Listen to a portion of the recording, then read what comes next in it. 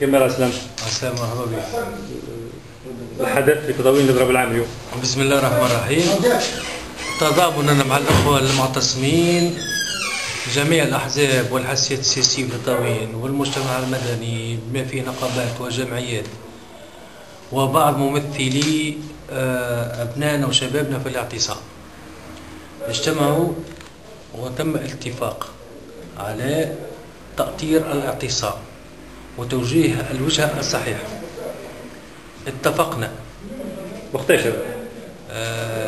اليوم تاريخ 26 الليلة الفاصلة بين ليلة 25 و 26. ايوه. وتم الاتفاق على أن يكون الاعتصام مؤطر، واتفقنا على الخطوات النضالية مع جميع الأطراف، وكان التفاهم سائد بين الجميع.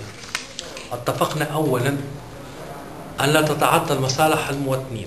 سي كمال لحظة، لو كان تعطيني بعض ماشي الاتفاق اللي صار. اتفقنا أن لا تتعطل مصالح المواطنين، ما أن أبنائنا يعدوا البكالوريا، إذن النقل المدرسي يكون موجود. كل ما هو يمس أمور الصحية يكون ما فيش مشكلة. كل إداراتنا ما فيه ستاك السوناد المقاولون الناس المرمى الناس معناها عمل يوميين لا تتعطل مصالحهم.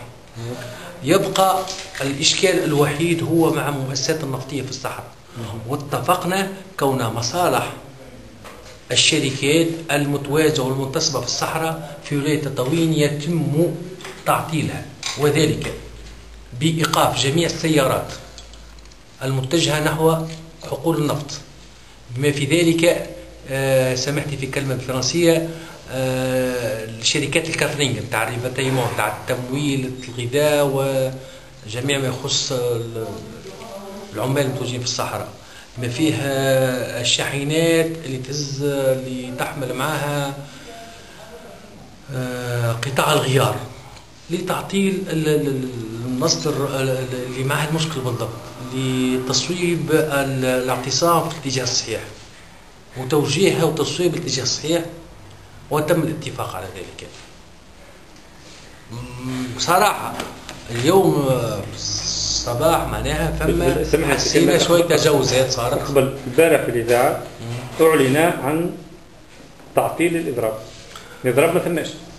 الإضراب سي عبد الرزاق، الإضراب في المؤسسات العمومية وجميع الوظائف العمومية. البيان الذي تلي البارحة في إذاعة تطاوين ألغي الإضراب. ألغي الإضراب. من دعا الإضراب؟ شكون؟ من دعا الإضراب؟ دعا الإضراب هم الشباب المعتصمون. أيوة. وجمعية أصحاب الشهادة المعطلون على العمل. والذي أعلن الإلغاء شكون؟ الإلغاء هو يمكن أنا ما سمعتهاش بصراحة، أو يمكن بعض الأطراف اللي ما سمعتهاش انا بصراحه.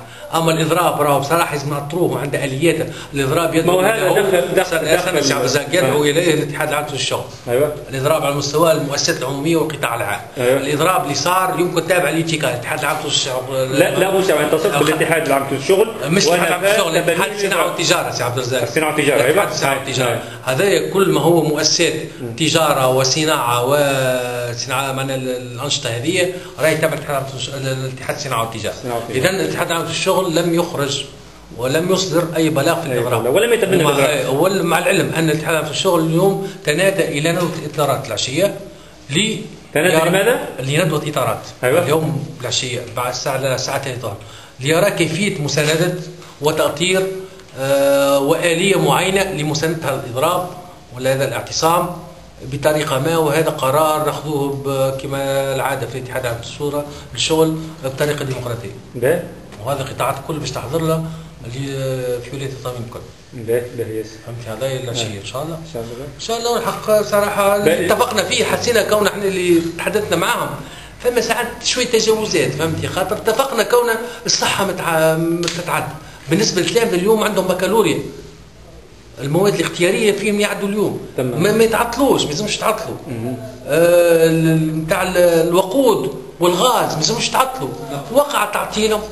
تم الاتصال بهم الان، تم تسريح معناها بعض المواد الاساسيه اللي تهم المنطقه وتهم البلاد، تم تسريحها مبدئيا، وان شاء الله من هذه العشيه نلقوا صدى واجابه الى تحرك اهالي تطاوين على مستوى وطني، وخاصه وخاصة الرؤساء المديرين العامين لشركات المستغلة النفط في الصحراء.